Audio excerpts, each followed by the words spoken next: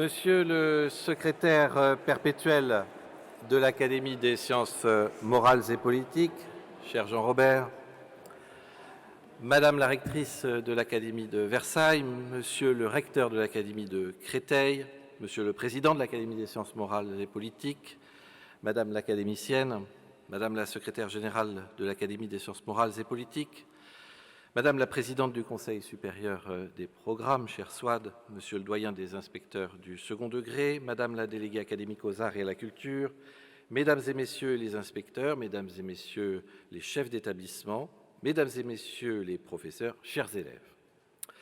Au nom de l'ensemble de l'équipe du rectorat de Paris et de la région académique d'Île-de-France, de la chancellerie des universités, je vous souhaite à tous la bienvenue dans le grand amphithéâtre de la Sorbonne. Et c'est toujours pour moi une émotion de revoir vivre cet amphithéâtre après des semaines, des mois même d'inactivité. Une nouvelle conférence dont je me réjouis en partenariat avec l'Académie des sciences morales et politiques. Nous avons jusqu'ici abordé des sujets variés, avec de grands noms des neurosciences, de grands noms de l'histoire, de grands noms de la géographie.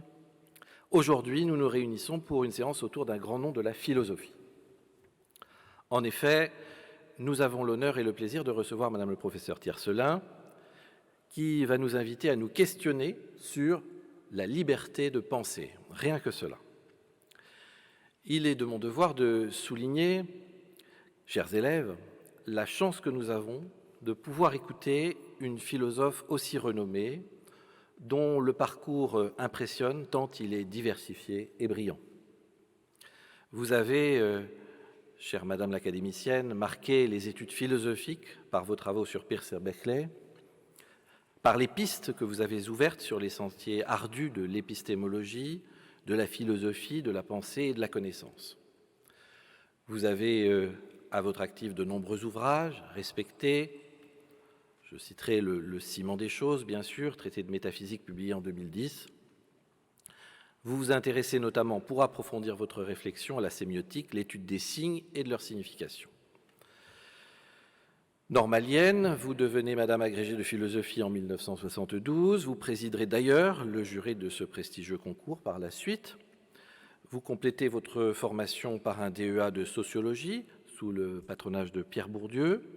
Puis vous quittez la France en 1977 pour la célèbre faculté de Berkeley. Vous acquérez une renommée considérable par votre analyse de Peirce, encadrée par Jacques Bouvresse. De retour en France en 1979, vous effectuez un doctorat et une thèse d'État, tout en enseignant successivement à Rouen et à Paris 1. Votre thèse, soutenue en 1990, obtient le prix John Jaffe de la chancellerie des universités. Vous devenez ensuite professeur de philosophie à Tours, avant de rejoindre Paris en 1996. Vous avez reçu tous les honneurs dus à une intellectuelle émérite, élu sur la chaire Peirce à New York, membre de l'Institut universitaire de France, professeur au Collège de France, à la chaire de métaphysique et philosophie de la connaissance. Vous êtes décoré de la Légion d'honneur, membre du comité consultatif d'éthique de l'Academia Europaea. Et pour couronner ce parcours, vous êtes entré à l'Académie des sciences morales et politiques, où vous avez succédé à Jean Ménard. Ce qui ressort de votre œuvre avec le plus d'évidence, c'est peut-être, cher professeur, votre amour de la raison, de l'éthique dans le savoir, la pensée, la connaissance, et plus que tout, à mon avis, votre exigence intellectuelle. C'est pourquoi je suis si heureux que vous nous exposiez aujourd'hui votre point de vue sur la liberté de penser. Elle est en effet l'une des valeurs que l'école de la République tente de transmettre à ses enfants au quotidien. En tant que recteur, et nous sommes plusieurs dans la salle à avoir cette belle fonction, je porte bien sûr l'ambition que chaque jeune quitte les bancs de l'école armé d'un bagage qui lui permette non de reproduire des discours et des opinions, mais de réfléchir par lui-même, de se forger son propre point de vue, éclairé sur le monde qui l'entoure. Dans ses pensées, un auteur que je lis presque au quotidien, Marc Aurèle, nous interpelle. Quels attraits peuvent te paraître plus puissants que ceux de la sagesse si tu songes à la force infaillible et à la facilité qu'elle nous procure pour toutes les résolutions de la noble faculté qui nous fait suivre les lois de la raison et qui nous fait réellement connaître les choses.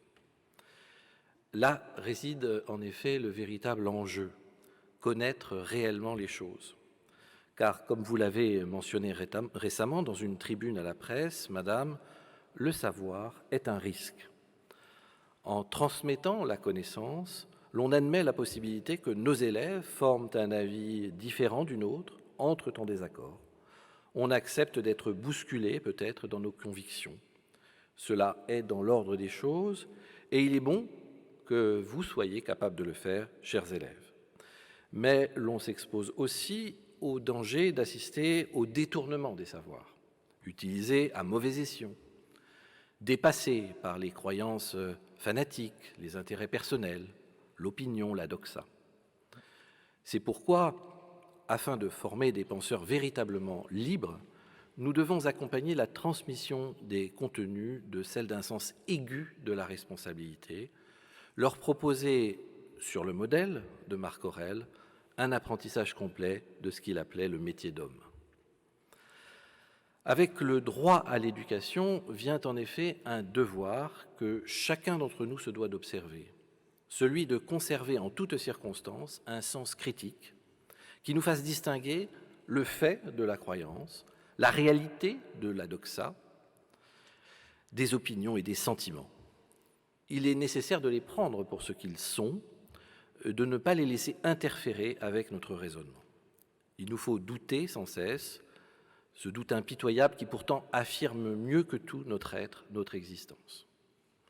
C'est à ce prix que nous devenons des citoyens, capables de construire une vision progressiste de notre société, d'échanger entre nous malgré nos divergences, de dialoguer pour faire naître des conclusions meilleures. La liberté de penser est à la fois un droit individuel et une respiration collective. Elle ne s'apparente en aucun cas au droit de penser n'importe quoi. Elle ne tolère en fait qu'assez peu le relativisme. Elle est au contraire exigeante, contraignante. Elle est cet héritage précieux que nous tirons des Lumières, de ces grands philosophes et penseurs qui nous entourent dans cet amphithéâtre. Elle est l'héritage précieux des Lumières, disais-je, et nous permet de mieux appréhender notre époque, ses crises, ses attaques qui s'imposent à nous au quotidien. Chers élèves, pour reprendre la célèbre formule, osez savoir, mais savoir avec discernement, avec rigueur. Ayez toujours en tête le sens de ce que vous apprenez, la visée, le pourquoi de vos connaissances, les conséquences futures de vos actes. Gardez surtout l'esprit ouvert, assumez votre liberté de penser avec courage, honnêteté et humilité aussi, car c'est ainsi qu'on la chérit le mieux.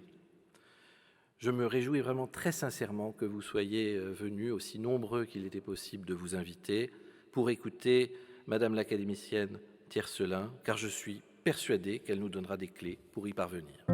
Merci donc à tous pour votre présence et je vous souhaite une excellente.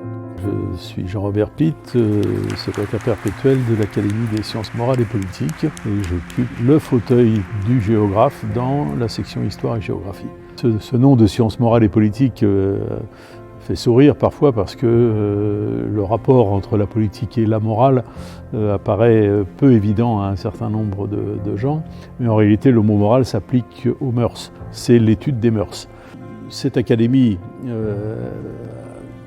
est là pour réfléchir aux grands sujets de société, pour donner un certain nombre d'avis au gouvernement, aux décideurs de ce pays et en toute liberté, puisque notre seule tutelle c'est le président de la République et nous avons le droit de tout dire et même, je dirais mieux, le devoir de tout dire. Et nous avons une totale liberté d'expression, bien sûr dans le respect de toutes les opinions, et nous ne sommes pas toujours d'accord entre nous, nous avons des divergences sur un certain nombre de sujets, mais précisément ce débat libre et aimable, respectueux des autres est quelque chose de très important dans ce pays. Donc nous sommes une espèce de laboratoire de ce que doit être la démocratie en matière de pensée, d'expression libre. Et donc je pense que nous avons des choses à dire. Alors nous sommes ici dans la grande salle des séances, il y a 2 salles de réunion et quand nous sommes nombreux, qu'il y a du public, qu'il y a des projections, nous nous réunissons dans cette très, très belle salle entourée des bustes de nos prédécesseurs des différentes académies de l'Institut de France. Toutes nos séances sont retransmises également sur Canal Académie, ce qui est une bonne chose car nous avons le devoir aussi de diffuser les résultats de nos travaux.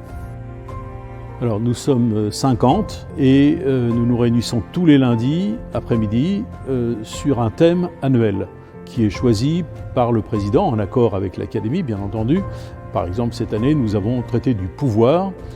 On a traité des années précédentes de la liberté d'expression, on a traité des relations internationales en France et dans le monde, on a traité des grandes institutions juridiques internationales. Enfin, les sujets sont très très variés en fonction de la personnalité du président. Par ailleurs, nous avons des groupes de travail sur différents sujets. En ce moment, il y a un grand groupe de travail très important qui se réunit sur les nouvelles technologies et de toutes les conséquences que ça peut avoir sur notre vie. Donc nous avons à représenter l'ensemble de la société avec cette assurance et en même temps cette modestie qui nous est imposée par la gravité des sujets que nous abordons, mais cette assurance de pouvoir contribuer à l'amélioration de la vie dans ce pays. Rassurez-vous, je ne veux pas vous prolonger plus longtemps l'attente et vous brûler d'écouter Claudine Tiercelin. Merci, Monsieur le Recteur, Madame et Messieurs les recteurs, de nous accueillir ici. Chers élèves, vous êtes ici dans un lieu où souffle l'esprit. Il y a eu beaucoup d'événements dans cet amphithéâtre, beaucoup de cours prodigieux. J'ai moi-même, je le dis à chaque fois, à chacune de ces séances, le souvenir de sortant de mon lycée en 1966, du premier cours magistral qui avait lieu dans cet amphithéâtre, puisqu'il servait aux cours magistraux, l'amphithéâtre plein, y compris dans les baignoires que vous avez au-dessus de vous, parce qu'à l'époque, on était moins regardant sur la sécurité et sur les jauges, et c'était un véritable éblouissement. Vous ne voyez pas en totalité le bois sacré de Puvis de Chavannes, puisqu'il est caché en partie par l'écran, donc ça peut apparaître comme une peinture un peu pompière et démodée. En réalité, c'est à la gloire du savoir, à la gloire des sciences, et tous ces personnages sont à la fois graves et épanouis, heureux d'apprendre. Et la République a voulu, en 1899, je crois, je parle sous le contrôle du recteur, construire ce bâtiment de la Sorbonne avec cet amphithéâtre extraordinaire. C'est dire à quel point la République accorde de l'importance au savoir. Et vous allez l'entendre par Claudine Tiercelin, que je remercie infiniment d'avoir bien voulu sortir du Collège de France, de ses travaux, de notre académie, pour venir à la rencontre des élèves. La liberté de penser, elle passe par le respect, justement, du travail, de l'exigence et de la rigueur. Le recteur l'a dit suffisamment. Donc je ne m'étends pas plus longtemps. Merci à tous d'être là. Merci, chère Claudine, et je te cède la parole.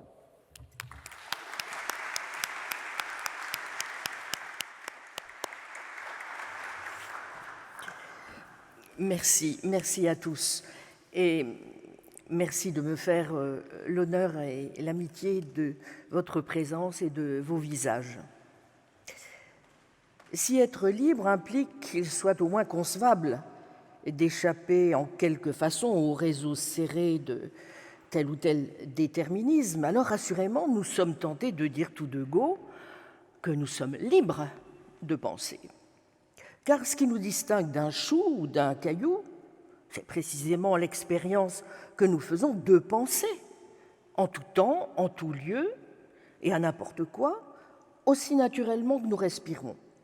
Mais paradoxalement, et pour la même raison exactement, il serait tout à fait juste aussi de considérer que nous ne sommes pas libres de ne pas penser. Car rien, ni personne, ne peut nous empêcher de penser, c'est-à-dire de vouloir, de douter, d'affirmer, de nier, de juger ou encore de sentir. La liberté de penser est en ce sens constitutive de notre être. Souvenons-nous de l'expérience du cogito.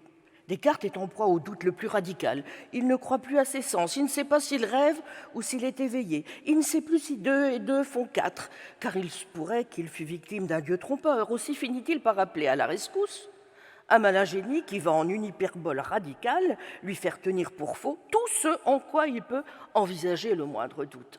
Or, la seule et unique chose qui résiste et à partir de laquelle il pourra retrouver le monde et les autres, ainsi que les vérités dont il ne savait plus s'il était légitime ou non de les croire, c'est cette évidence qu'il est, qu'il existe.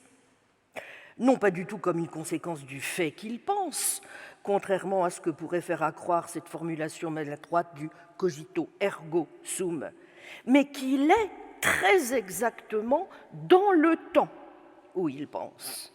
Il ne sait pas encore ce que c'est que cette chose qui pense, cette res cogitans, mais il est sûr, en tout cas. Aussi, est-ce la première vérité qu'il est. Ce pourquoi il n'a même plus besoin d'ajouter dans les méditations qu'il pense. Il lui suffit d'affirmer « je suis, j'existe, sum existo ». Après quoi, en effet, il faudra se demander « oui, mais pour combien de temps, quam diu ?»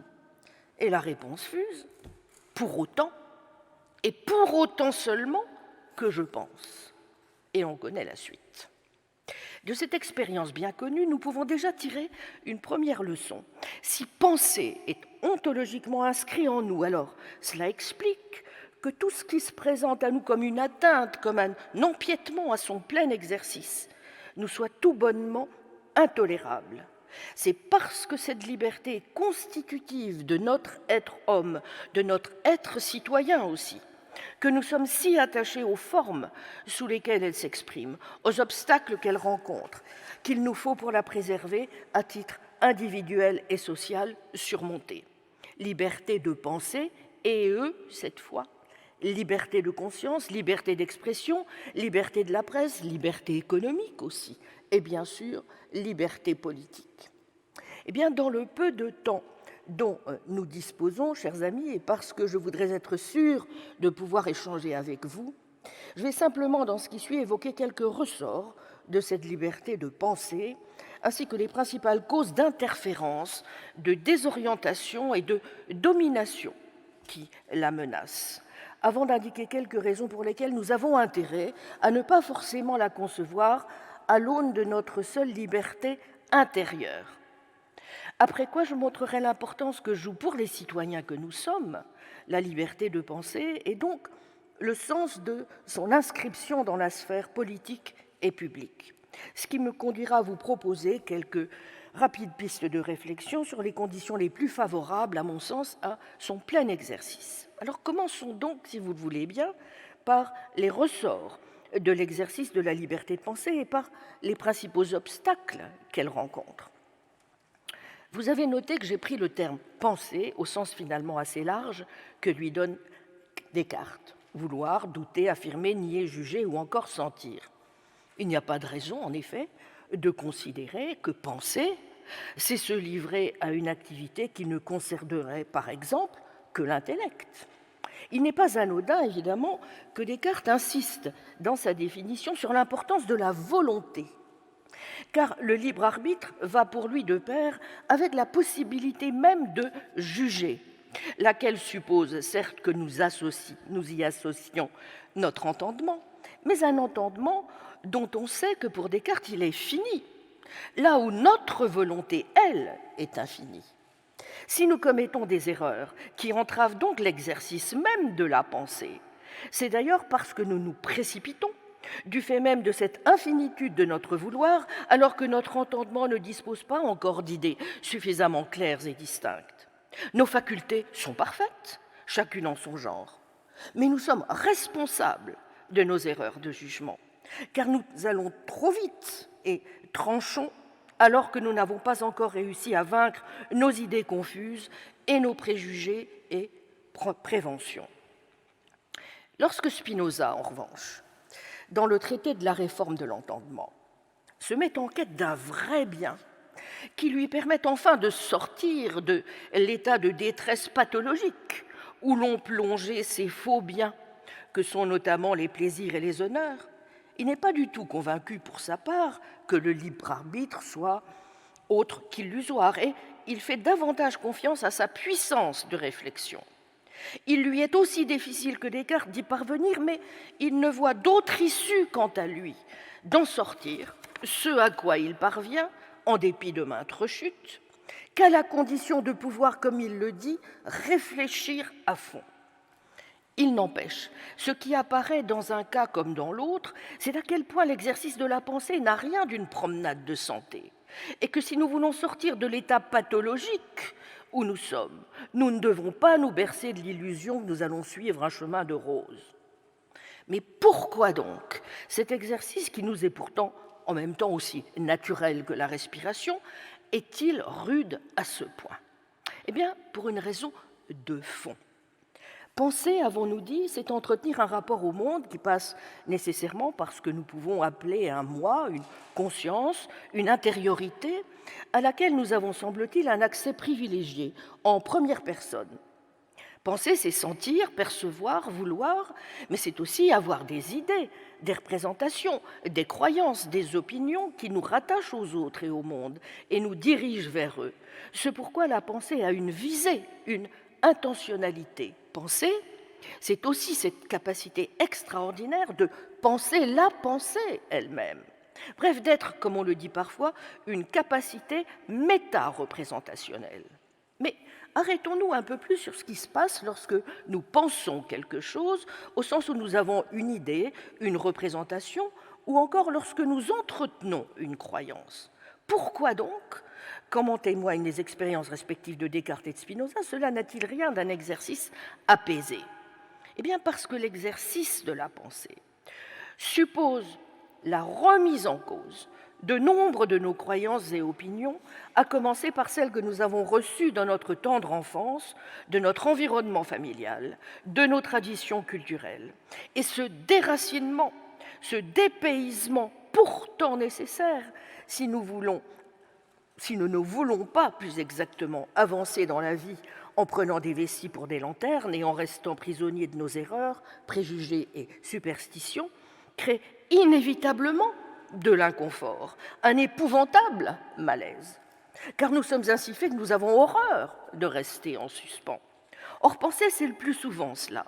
C'est ce va-et-vient incessant, n'est-ce pas, qui nous fait passer d'un état de croyance à un état de doute et, de rechef, quand on en sort, à un état de croyance, dès lors que nous avons réussi à la fixer. Cet état de doute, au demeurant, on y vient non pas le plus souvent parce que l'on a trouvé des raisons de douter. Les raisons sont bien souvent inefficaces. Mais parce que l'on a été confronté à telle ou telle expérience récalcitrante. Il faut le plus souvent ce choc de la rencontre avec la réalité pour réussir à se remettre en question et à émettre des doutes authentiques et non pas fictifs ou de papier. C'est quasiment mission impossible de se remettre en cause, d'accepter des croyances différentes des nôtres ou même simplement de vouloir croire. C'est pourquoi j'ai toujours eu du mal, je l'avoue, à ne pas voir une forme d'aveuglement volontaire ou d'irénisme, sinon coupable, à tout le moins incompréhensible, lorsque l'on évoque les pouvoirs magiques dont nous doterait une simple éthique de la communication, vantant les vertus du seul dialogue, de la discussion ou du débat, là où il vaudrait mieux apprendre à mieux maîtriser les techniques désormais bien connues de résolution des conflits ou de prise de décision rationnelle en situation d'incertitude. Et pourtant, aussi difficile que cela soit, douter est absolument nécessaire à l'exercice de la liberté de penser. Car c'est seulement ainsi, naturellement, que nous serons alors en mesure de distinguer entre nos croyances, celles qui relèvent de purs préjugés, de préférences subjectives, et celles qui tiennent la route, bref, qui peuvent être vraies, justifiées, à même donc de constituer des connaissances objectives et, par là même, ce qu'on ne dit jamais assez, de nous guérir et de nous tranquilliser. Ne nous lassons pas de lire et de relire à cette fin les magnifiques pages du traité de la réforme de l'entendement de Spinoza, comme celles du traité théologico-politique. Ne nous lassons pas de lire et de relire Qu'est-ce que les Lumières, où Kant nous explique pourquoi parvenir à la connaissance exige de l'audace, sapere aude, de prendre un risque, mais un risque qu'il faut courir si nous voulons cesser d'être désorientés et aspirons à l'inverse. Or, comment pourrions-nous ne pas le vouloir? À sortir de l'état de minorité qu'est l'enfance et à nous orienter, enfin adultes, dans la pensée. car cela signifie parvenir à la maîtrise de soi, à l'autonomie, et donc, par les règles et lois que nous sommes alors capables de nous donner à nous-mêmes, aux conditions de possibilité même de la liberté, sous la forme que Berlin a qualifiée de liberté positive. Nous retrouvons une idée voisine évidemment chez Rousseau, qui, jugeant que la liberté est pleinement réalisée dans la citoyenneté, au sein de cet espace régi par le contrat social, la caractérisera en ces termes bien connus: l'obéissance à la loi qu'on s'est prescrite est liberté. Le philosophe politique contemporain, Philippe Petit, a exprimé récemment une idée voisine en faisant un pas de plus et en observant que, si c'était bien là une composante importante de la liberté, nous devions, pour lui donner toute la robustesse requise, insister aussi sur la nécessaire satisfaction d'autres conditions, celle négative de non-interférence, mais plus encore celle à ses yeux essentielle de non-domination. Une chose en tout cas est acquise, l'exercice de la liberté de penser impose des sacrifices, et notamment que l'on accepte de ne pas penser n'importe quoi, ou uniquement dans les termes de notre bon plaisir, ou de ce que l'on a envie de croire ou de vouloir croire. Bref, la liberté de penser n'implique pas l'absence absolue de limitation. Au contraire, elle exige même des garde-fous et la présence de certaines interférences ou empêchements. Et c'est précisément l'institution politique, dont l'excellence, selon Philippe Petit, s'illustre moins dans un État acquis au libéralisme que dans un État inspiré par des principes républicains, qui est à même de le garantir. Sans doute nous faut-il donc admettre certaines interférences à notre liberté, mais ce sont, comme il le dit, des interférences non arbitraires. Il n'y a donc pas lieu d'y voir quoi que ce soit de liberticide ou une entreprise délibérée de domination sur nous. C'est même tout le contraire, puisque ce cadre permet à chacun d'assurer de façon optimale l'exercice de sa liberté de penser et d'agir, tant il est vrai que pour ce faire, il suffit, au fond, de respecter des principes communs à tous et reconnus comme tels, même s'il est toujours possible, et d'ailleurs souhaitable, pour entretenir la bonne santé et la vie démocratique de la communauté publique à laquelle on a choisi d'appartenir, de se livrer à de salutaires exercices de contestation à son endroit. Mais revenons un peu plus sur la nature et les mécanismes de la pensée, dont il faut reconnaître que nous les comprenons mieux aujourd'hui grâce à des recherches en plein essor en bien des domaines. Ainsi, en philosophie de l'esprit et en philosophie de la connaissance, nous savons mieux, par exemple, analyser les relations entre croyance et connaissance. Nous savons mieux aussi analyser les modes de justification, d'évaluation des croyances, les sens possibles que recouvre le concept de vérité, les outils à déployer pour mieux comprendre les mécanismes du désaccord, ou encore des phénomènes comme celui de la faiblesse de la volonté ou de l'aveuglement volontaire.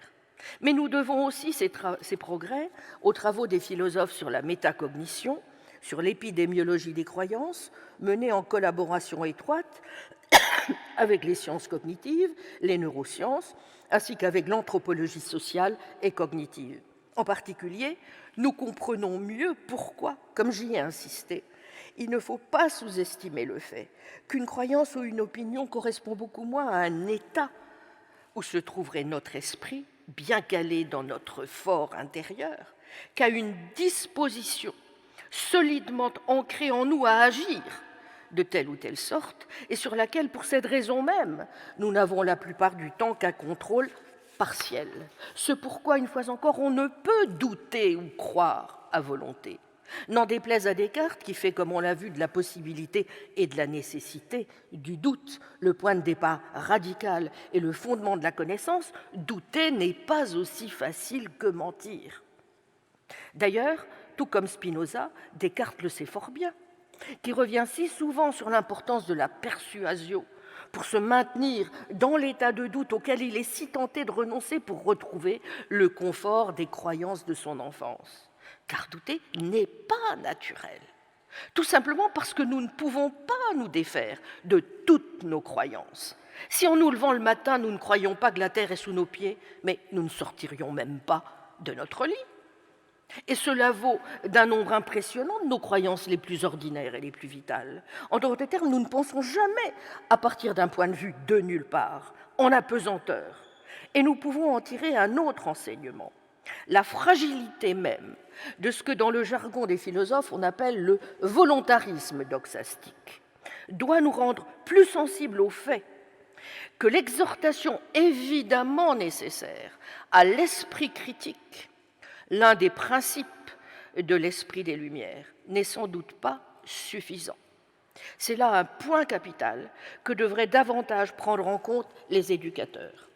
Comme le rappelait le professeur Jules Vuillemin dans la belle conférence qu'il avait donnée en 1970 à la Maison de la Culture de Besançon sur la tolérance, je le cite, « À une croyance vivante, il faut plus que la présence intellectuelle de l'idée. Et c'est ce surplus qu'il convient d'examiner, car c'est en lui qu'on trouvera l'origine du fanatisme et de l'intolérance. Or, sa nature apparaîtra plus clairement, poursuivait Vuillemin, si procédant à contrario, nous décrivons le genre de déplaisir que ressent un homme qui abandonne une croyance et se défait d'un préjugé. C'est comme s'il perdait une partie de lui-même. C'est comme si, en plus, le doute par lequel il a vaincu son attachement à des opinions sans fondement créait en lui un malaise en risquant de s'attaquer à d'autres opinions, à d'autres parties de son univers mental. En bref, c'est comme s'il portait atteinte à son propre sentiment de sécurité. Telle est la raison, je souligne, pour laquelle il est difficile de penser par soi-même. L'attachement parfois invincible que nous ressentons pour les idées reçues qui sont devenues nôtres ne se distingue pas de l'amour de soi, en sorte que nous tendons spontanément à rejeter tout ce qui met en question cet amour et à accueillir tout ce qu'il renforce. De là provient le ton passionné des discussions touchant la politique et la religion. On croit critiquer une opinion, on blesse une âme. Ceci explique la difficulté de pratiquer la philosophie critique, telle que Descartes la conseille. Car que nous reste-t-il lorsque nous nous dépouillons de toutes les idées auxquelles ne nous attachent que la prévention et la précipitation? Il nous reste la solitude. C'est d'ailleurs ainsi que Diogène Laërce, vous vous souvenez, décrit le sceptique pyrrhonien qui, à force d'avoir suspendu son jugement sur tout et de n'être plus prêt à s'engager à rien, finit à son tour par décourager tout le monde. Je cite Diogène, « Pyrrhon s'isolait et vivait dans la solitude et n'apparaissait que rarement chez lui. Il était toujours dans le même état, de sorte que si quelqu'un le laissait au milieu d'une conversation, il finissait la conversation tout seul. » Pourtant, ne nous reste-t-il vraiment alors que la solitude? Il me semble, et c'est le deuxième groupe de remarques que je souhaiterais faire, que l'une des manières de contrer une telle conclusion, c'est peut-être aussi de questionner la manière dont j'ai présenté jusqu'à présent la liberté de penser comme quelque chose qui se ramènerait à une simple forme de liberté intérieure. Une telle présentation n'est-elle pas en effet partielle, voire erronée? Assurément, l'expérience première que nous faisons de l'exercice de notre liberté de penser, telle qu'elle nous fait notamment accéder à une liberté positive, pleinement réalisée dans l'autonomie, celle-là même qui nous permet, par conséquent, de faire qu'en partant des simples croyances ou opinions qui sont les nôtres, nous soyons capables de parvenir à du savoir, à des connaissances, et donc, ainsi que Platon a tenté de les définir dans le Théétète, à des croyances vraies, justifiées, pourvu de raison, c'est bien cette expérience que nous faisons, de cet accord sur le fait qu'il faut bien nous désengager, nous dépayser, à condition bien sûr que ce dépaysement ne soit que provisoire et non pas systématique et encore moins définitif, ce qui reviendrait à l'inverse du but recherché, à nous enfoncer dans le scepticisme. Ainsi, et donc à condition de ne pas nous dépouiller de toutes nos croyances, ce qui serait de toute façon un vœu pieux, voire en nous fiant à certaines d'entre elles. Non seulement nous ne risquons absolument pas de rester seuls, mais tout au contraire, nous sommes assurés d'accroître notre puissance d'exister. Et ce par le partage et l'échange authentique, lequel, comme je vais essayer de vous le montrer, suppose d'ailleurs un peu plus que de savoir pratiquer l'art de la conversation, et de choisir plutôt d'entrer dans ce que le philosophe Wilfried Sellers a appelé l'espace des raisons. Tâchons de comprendre pourquoi. D'abord, comme je l'ai dit, J'ai surtout présenté l'exercice de la liberté de penser comme celui d'une liberté intérieure et donc comme un exercice essentiellement individuel et privé, n'est-ce pas? Et vous seriez en droit de me rétorquer que c'est là une lecture somme toute partielle, voire partiale. Tel est bien le sens des objections qui ont été adressées notamment à la fin du XIXe siècle par des philosophes comme Ludwig Wittgenstein ou Charles Peirce, Gilbert Ryle, mais aussi Nietzsche, qui ont critiqué cette conception de la pensée au motif qu'elle ferait la part trop belle à la subjectivité, au moi et à la conscience. Or, sans même entrer dans toutes les difficultés qui entourent la question très débattue de la réalité ou non du libre arbitre, n'est-ce pas là sombrer dans ce que le philosophe Gilbert Ryle, dans un ouvrage célèbre, Le concept d'esprit, a appelé le mythe du fantôme dans la machine? Que nous puissions invoquer l'expérience d'une présence à soi immédiate à laquelle nous aurions un accès privilégié par l'intuition, Descartes, par l'introspection, Locke, soit. Mais d'une part, de quel droit pouvons-nous conclure de ce qui n'est, somme toute, qu'une expérience, ce que le philosophe médiéval Duns Scott appelait la saisie du présent comme présent, mais dont il se gardait bien, à la différence par exemple de saint Augustin, de juger l'autorité suffisante, qu'une intuition à sa valeur de connaissance, ou dirons-nous, en termes savants, à sa valeur épistémique. Pouvons-nous vraiment donner un sens à cette idée d'une connaissance purement intuitive? Je vous renvoie pour méditer ce point aux auteurs que je viens de citer, mais aussi au magnifique ouvrage de mon regretté maître Jacques Bouvresse, Le mythe de l'intériorité. On peut en tout cas comprendre que certains jugent nécessaire d'exiger de quelqu'un qui prétend penser qu'il en montre au moins certains des effets sensibles et pratiques. Après tout, si pensée réelle il y a, si elle a du sens, il est raisonnable de souhaiter ainsi en juger, tout comme il est somme toute normal de considérer que qui ne dit mot consent, ou que quelqu'un s'évalue non à ce qu'il dit ou prétend penser, mais à la conduite publiquement observable que cette pensée lui fait ou non tenir. Mais il y a une deuxième raison, peut-être plus importante encore, pour laquelle nous sommes en droit de nous méfier de cette manière de présenter la liberté de penser à partir du seul concept de liberté intérieure, et sur laquelle, il est vrai, ce sont surtout les philosophes du XXe siècle qui se sont penchés. On peut en effet se demander si ce n'est pas là faire un peu vite l'économie d'une difficulté qui est tout sauf mince, à savoir celle de comprendre comment nous devons au juste concevoir les rapports entre la pensée elle-même et le langage. Nombreux sont les philosophes qui, au XVIIIe siècle, avaient bien sûr amorcé la réflexion, notamment à partir d'une analyse de l'origine du langage. Songeons à Condillac, à Rousseau. Mais jamais avant le XXe siècle, et c'est au cœur même de ce que l'on appelle la philosophie du langage, l'on s'était vraiment attelé à la question de savoir qui, de la pensée ou du langage, a la priorité. Or, si l'on y songe, analyser la liberté de penser uniquement à travers le spectre de la conscience de l'individu revient à passer sous silence la question de savoir s'il peut tout simplement y avoir de la pensée qui se fasse sans des signes. Même quand nous évoquons le dialogue socratique de l'âme avec elle-même, ou que nous disons que nous parlons à notre bonnet, c'est bien de dialogue et de parler, après tout, qu'il s'agit. Et comment diable, du reste, pourrions-nous faire autrement ? C'est si vrai que nous savons fort bien que si nous ne maîtrisons pas le sens des mots, l'art de la parole et du discours, nous sommes totalement démunis. Souvenons-nous de ce magnifique texte d'Anatole France, l'affaire Crinquebille. On y voit un malheureux marchand de guet 4 saisons accusé à tort d'avoir injurié un agent au motif qu'il aurait crié à ce dernier « mort aux vaches ». Un agent qui, lui-même d'ailleurs, a solidifié, faute de mieux, dans cette formule qui représente à ses yeux la quintessence de l'insulte, et que Crinquebille n'a pas prononcée, l'attitude du malheureux qui refusait de circuler parce qu'il attendait de se voir payer la botte de carottes qu'il venait de vendre. Toute l'affaire montre à quel point c'est principalement l'absence de maîtrise du langage, ou inversement le talent dont on fait montre, qui engendre de l'injustice.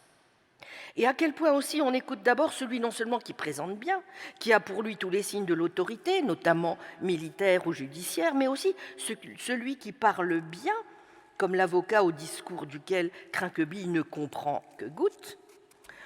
On mesure notamment d'où l'importance d'y être attentif, si l'on veut donner à chacun à égalité sa chance.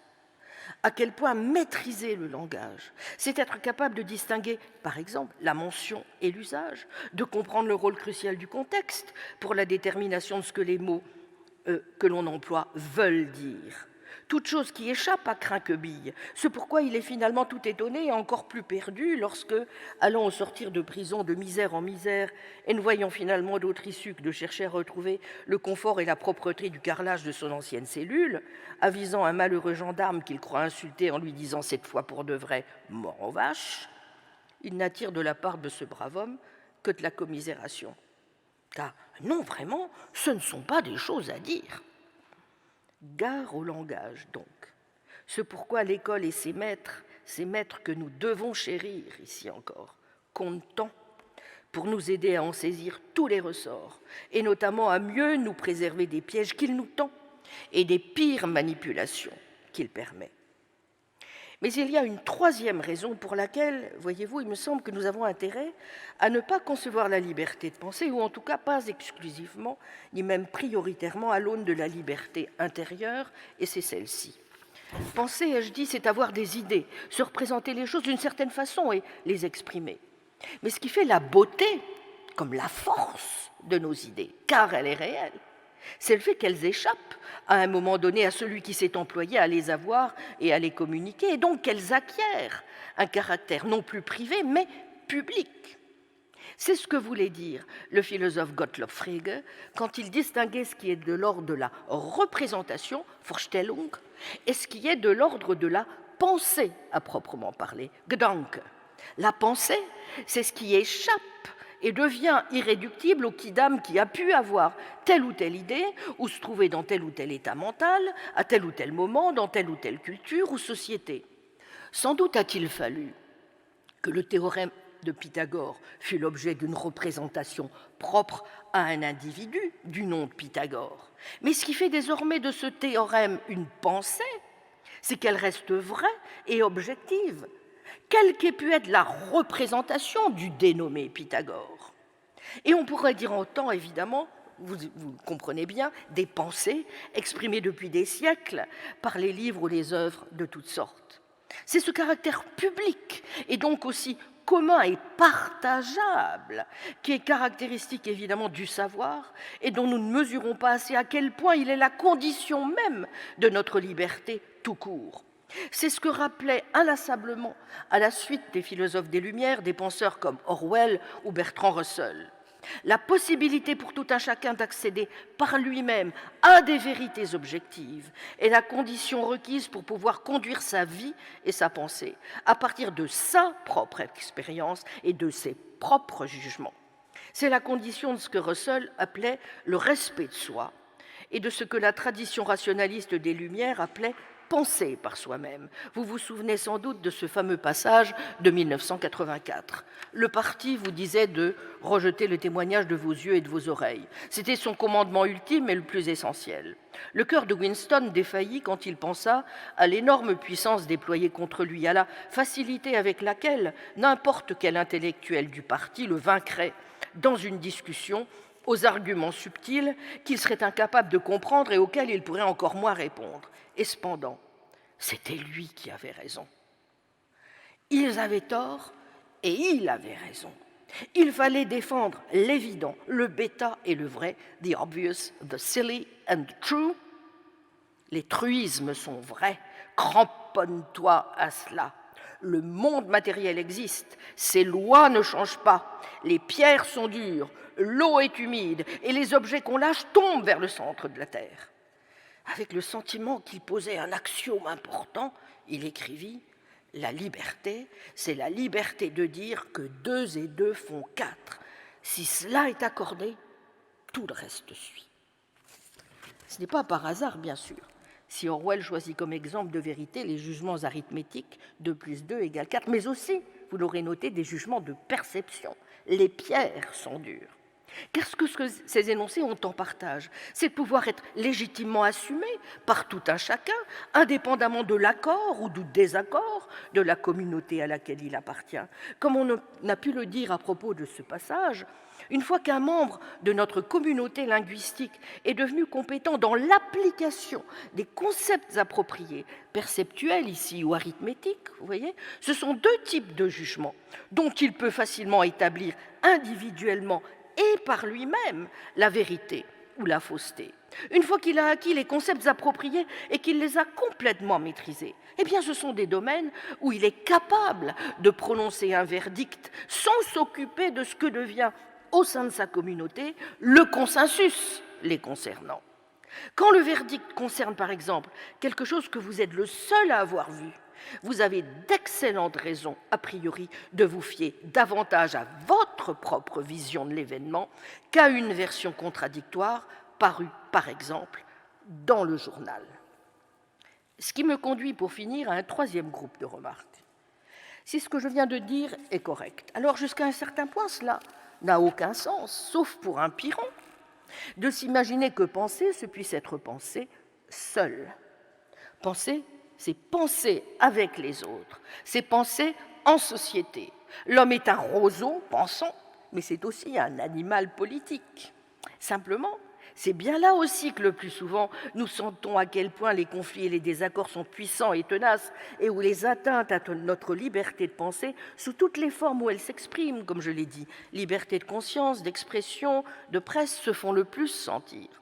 Mais alors, et s'il est impossible de dissocier radicalement la liberté de penser à titre personnel de son exercice en société, et si l'on ne saurait en conséquence oublier ce que sont et doivent être nos droits, mais aussi nos devoirs en tant que citoyens, quels pourraient être les moyens les plus efficaces pour éviter les différentes sources de domination que notre liberté de penser risque de devoir affronter et les conditions les plus favorables à la garantie de son plein exercice? Eh bien, il me semble en premier lieu que pour ce faire, nous devons accepter de nous inscrire dans un espace des raisons. Bref, faire nôtre cette idée selon laquelle, comme a pu le dire il y a peu le philosophe Michael Lynch dans ce livre « L'éloge de la raison », lorsqu'il s'agit de démocratie, il en va exactement de même que lorsque nous cherchons à comprendre ce que veut dire, par exemple, connaître quelque chose, ce qui suppose de ne pas nous contenter de produire une description empirique de la situation, mais de nous placer dans l'espace logique des raisons, où il s'agit de justifier et d'être capable de justifier ce que l'on dit. Affirmer que la démocratie est un espace de raison, c'est défendre l'idée que la politique démocratique est elle-même sommée de donner des justifications, de prouver sa légitimité, de donner des raisons et de montrer que l'on agit pour des raisons, que les désaccords qui existent entre les citoyens doivent se traiter uniquement dans l'arène de la raison, et que les arguments invoqués par le pouvoir étatique pour légitimer tel ou tel de ses usages doivent pouvoir être soutenus par des raisons. Et de façon cruciale, que les raisons invoquées sont des raisons de croire ce qui est vrai, par opposition à des raisons de croire qui gagnera l'élection, nous rendra riches ou donnera le pion à nos ennemis. Bref, penser à la démocratie comme à un espace de raison, c'est considérer que les idéaux d'une politique démocratique exigent de s'engager dans la poursuite rationnelle de la vérité. C'est considérer encore que, même si ces raisons sont pratiques et non théoriques, elles n'en restent pas moins des raisons.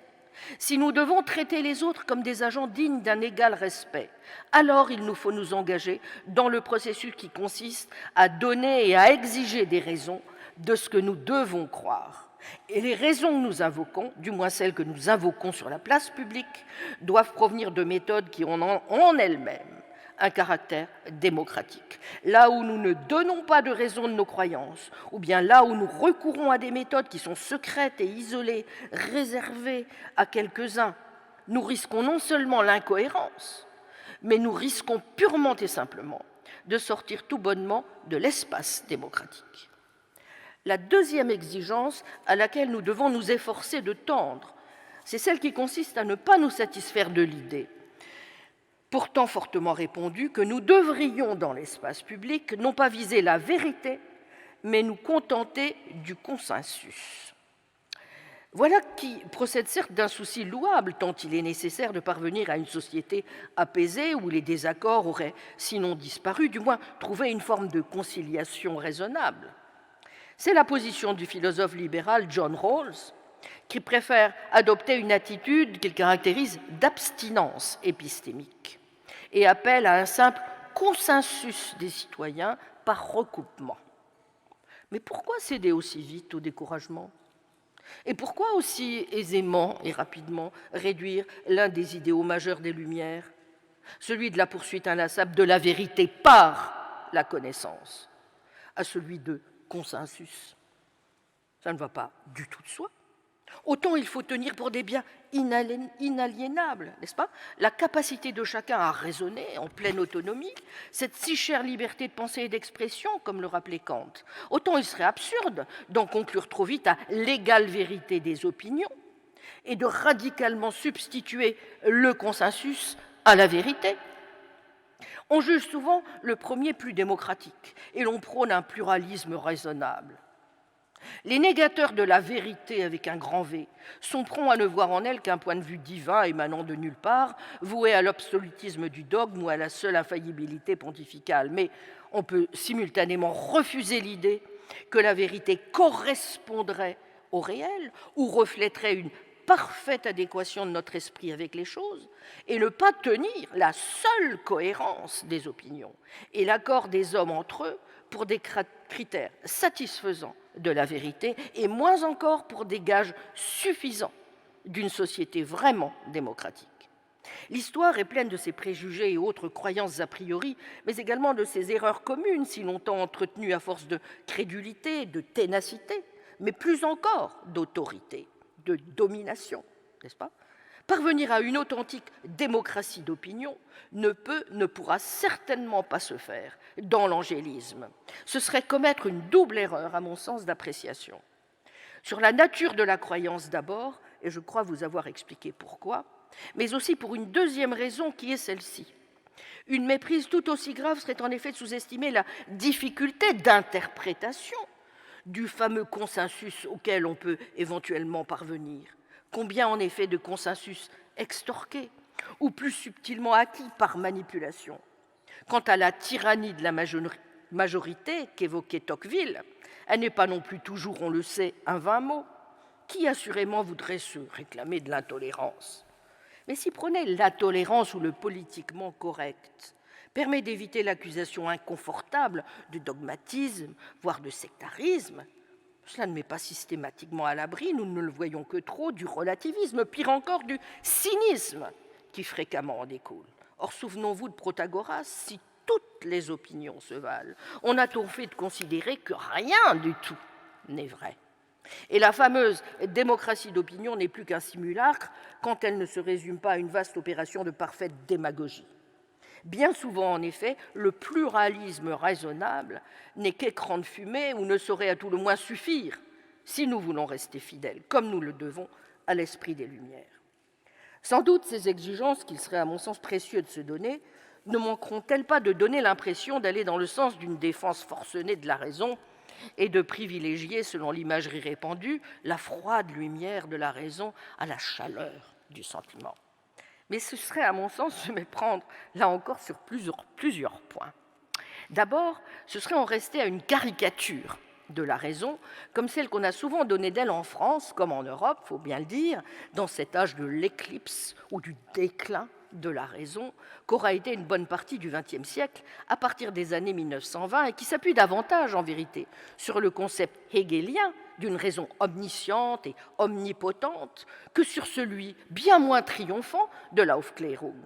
Image de la raison comme savoir absolu et dogmatique, puis par extension comme marque de l'arrogance et de la prétention du rationalisme moderne, de la répression froide des puissances du sentiment, de la création de la vie, et pour finir par le genre de raccourci qu'ont trop longtemps affectionné certains postmodernes français, image de la tyrannie du logos, du conservatisme, du bolchevisme ou du goulag. Bref, une raison qui serait à l'origine de tous les malheurs dont nous aurions souffert, naturellement, au XXe siècle.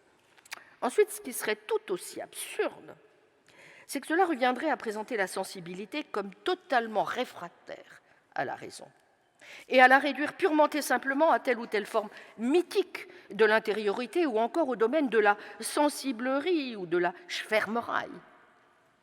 La reconstruction de la raison, dans laquelle nous devons, je crois, résolument nous engager, suppose naturellement, comme je le dis souvent, que penser ne s'oppose pas plus à sentir que sentir ne s'oppose à penser. Souvenons-nous encore de Descartes. Au demeurant, il est tout à fait possible, comme nombre de travaux récents l'ont amplement montré, que nos émotions ne soient pas toutes irrationnelles et qu'elles puissent au contraire contribuer à la vie démocratique, voire intervenir à divers stades du savoir lui-même. Ce pourquoi on peut avoir, comme c'est mon cas, nombre de réserves quant à la valeur républicaine de ce particularisme moral qui sous-tend toutes ces éthiques à visage humain qui envahissent de plus en plus l'espace public, de l'éthique de la reconnaissance aux idéologies du soin et du care. Mais cela n'implique en aucune façon, naturellement, que l'on reste sourd à ce que le philosophe William James appelait les cris des blessés. C'est pourquoi j'aime souvent citer ce mot de Chamfort. Il n'est pas vrai, ce qu'a dit Rousseau après Plutarque, que plus on pense, moins on sente. Mais il est vrai que plus on juge, moins on aime. Peu d'hommes vous mettent dans le cas de faire exception à cette règle. Mais j'ajoute toujours alors que Chamfort n'a ici que partiellement raison. Car ce n'est qu'à condition de lier étroitement les deux que l'on parviendra à réconcilier les deux sœurs d'Austin. Le cœur ou le sentiment d'une part, la raison d'autre part, les deux seules manières d'aimer, pour reprendre l'autre titre initialement donné par le traducteur de Sense and Sensibility. Bref, que l'on pourra prétendre parvenir à juger sans haïr. Chamfort reconnaît du reste, il pense au stoïcien Marc Aurèle, que, je le cite, « celui qui veut trop faire dépendre son bonheur de sa raison, qui le sommet à l'examen, qui chicane, pour ainsi dire, de ses jouissances, et n'admet que des plaisirs délicats, finit par n'en plus avoir. C'est un homme qui, à force de faire garder son matelas, le voit diminuer et finit par coucher sur la dure. » C'est un point qu'avait souvent rappelé notre Ernest Renan.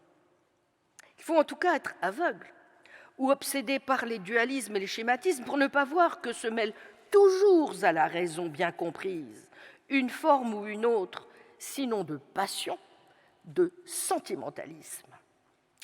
Pour éviter d'avoir une vision schématique de ce qu'implique l'inscription, à mon sens, à privilégier pour garantir la liberté de penser, de s'inscrire donc dans l'espace des raisons, il importe bien sûr encore de ne pas s'imaginer que seuls les goûts et préférences, et non pas les raisons, diffèrent et opposent, car les raisons de l'un, et ce sont bien des raisons, n'est-ce pas, dont nous parlons, ne sont pas forcément, ni même le plus souvent, les raisons de l'autre.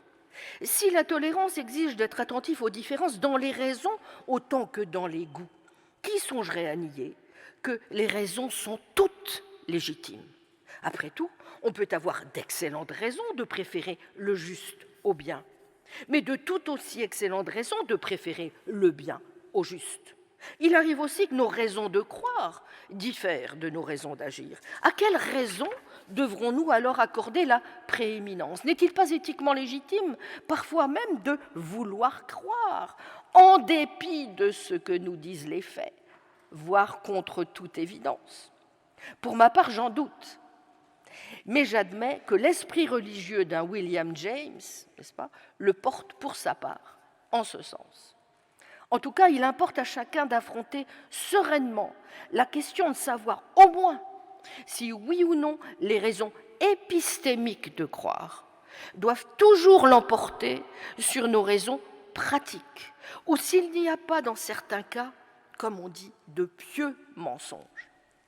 J'ajouterai qu'une plus grande sensibilité à ces nuances devrait aussi nous guider en matière de tolérance religieuse, sans qu'il soit besoin de revenir en quoi que ce soit sur les règles de séparation entre les ordres, telles qu'elles sont fixées par la laïcité de notre belle République, laquelle donne aux croyants comme aux incroyants toute la respiration nécessaire, mais en suggérant peut-être aux croyants qui soient un peu moins convaincus et aux incroyants qui soient un peu plus compréhensifs, si l'on veut parvenir à les faire moins vivre ensemble, expression que je n'aime pas beaucoup, que coopérer au sein de l'espace commun dessiné par notre République.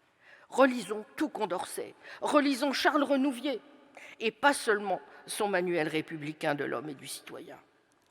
Assurément, j'ai bien conscience que préférer la vérité au consensus et définir la vérité dans le terme de ce qui est non pas tant raisonnable que rationnellement acceptable est difficile.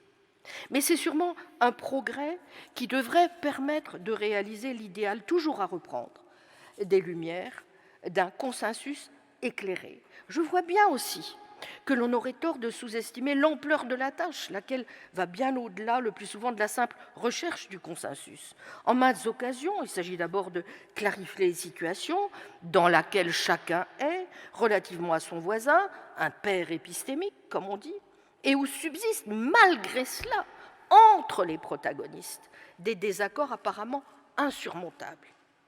Les données dont chacun dispose sont les mêmes, chacun semble bien à égalité, en termes de ses capacités à raisonner, de son empressement sincère à faire preuve d'honnêteté et de bonne foi, et pourtant, le désaccord entre eux persiste.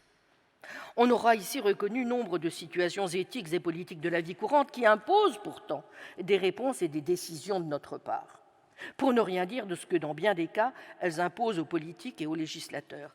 Quelle attitude préconiser alors ? Faut-il chercher à déterminer, sur la base de la seule vérité objective, qui a finalement tort ou raison, mais au risque de remettre aux calendes grecques toute décision suffisamment instruite? Car les amis de la vérité objective le savent bien. La convergence, à distinguer du consensus, est un idéal qu'il faut certes viser sans relâche, en se dotant pour ce faire des meilleures méthodes et outils que met à notre disposition la connaissance, et au premier chef, la connaissance scientifique. Mais ils savent aussi que l'esprit vraiment scientifique, précisément, s'accommode mal du scientisme positiviste et de l'idée qu'il y aurait des certitudes absolues et pour toujours acquises. Là où la connaissance va toujours de pair avec le doute sceptique, le provisoire, le faillible, le toujours en droit révisable. C'est pourquoi, du reste, contrairement à une imagerie répandue, les savants, les vrais savants, sont souvent les premiers à émettre des réserves sur la valeur de leurs jugements ou de leurs expertises, au risque de faire les frais de leurs trop grands scrupules. Tant l'opinion est prompte aujourd'hui à confondre raison nécessaire de douter, scepticisme critique, et aveu d'ignorance, scepticisme dogmatique, je ne sais rien, et en tirer prétexte pour ériger l'indispensable principe de précaution et d'abstinence épistémique en principe absolu d'abstinence pratique. Je crois que c'est là, voyez-vous, qu'est aujourd'hui le plus grand risque, et c'est un risque qui est avec nous, en fait, depuis longtemps, depuis l'Antiquité. Et c'est ce risque que nous devons avoir le courage d'affronter. Ce risque, bien plus que celui de la religion, c'est celui du scepticisme. C'est un point sur lequel j'avais beaucoup insisté en conclusion de mon livre « Le doute en question ». Je rappelais ces mots du pragmatiste James, qui, dans la signification de la vérité, stigmatisait le scepticisme général, cette attitude mentale vivante qui consiste à refuser de conclure. C'est une torpeur permanente de la volonté qui se renouvelle de façon détaillée en présence de chaque thèse qu'on lui présente tour à tour, et vous ne pouvez pas plus le tuer par la logique que vous ne pouvez tuer l'obstination ou les blagues. C'est pourquoi il est si irritant. Votre sceptique conséquent ne transcrit jamais son scepticisme dans une proposition formelle. Il le choisit simplement comme une habitude. Il nous agace en restant en retrait, quand il pourrait si aisément se joindre à nous pour dire oui. Mais il n'est ni illogique ni stupide. Au contraire, il nous impressionne souvent par sa supériorité intellectuelle. Tel est le scepticisme réel, concluait James, que doivent affronter les rationalistes, et leur logique ne le touche même pas. Mais poursuivait-il, en meilleur défenseur finalement, de ce que j'appellerais une sorte de pragmatisme pluraliste mollasson, que l'on tend aujourd'hui bien plus à célébrer et que l'on est prêt à défendre comme on le devrait plutôt coûte que coûte. Les idéaux rationalistes et finalement antisceptiques des Lumières la logique ne peut davantage tuer le pragmatiste. Certes, mais défendre ces idéaux, c'est en effet suivre plutôt cette deuxième attitude, pragmaticiste et non pragmatiste, d'inspiration peircienne, que j'ai préconisée dans Le doute en question, pour, sinon vaincre, à tout le moins contourner ce risque permanent de scepticisme qui va de pair avec l'exercice de la réflexion critique et donc de toute pensée. Or, et c'est par là que je voudrais conclure, n'oublions pas trop vite le sens, mais aussi la portée pratique des critiques, et notamment des sceptiques pyrrhoniens, à l'encontre du scepticisme académique d'Arcésilas et de ses successeurs.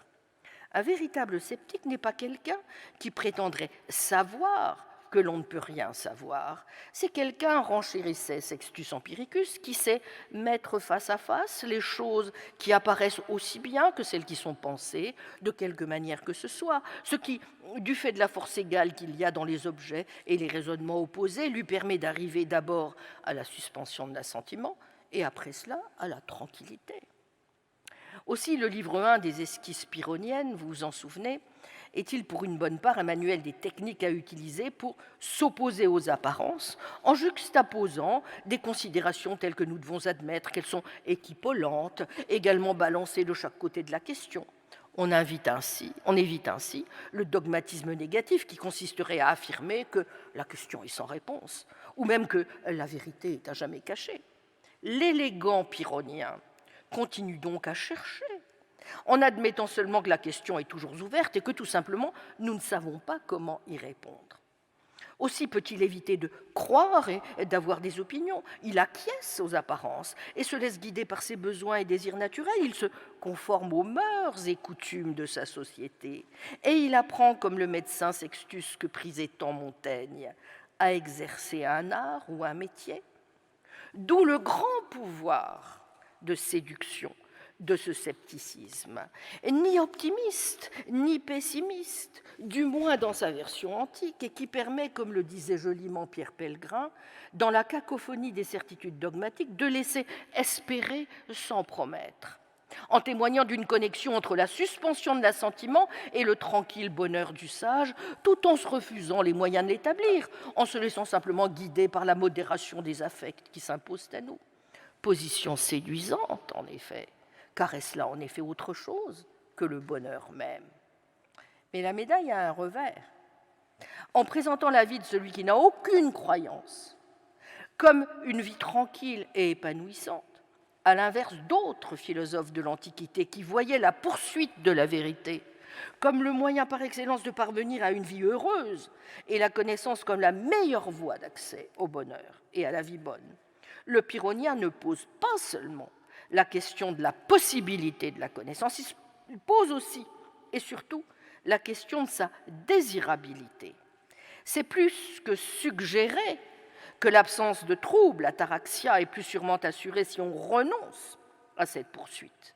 Comme le peintre appel évoqué par Sextus, qui, désespérant de jamais réussir à peindre l'écume de l'animal, jette son éponge sur sa toile, produisant ainsi l'effet escompté, on réaliserait donc plus sûrement le bonheur en abandonnant la poursuite de la connaissance, en jetant l'éponge.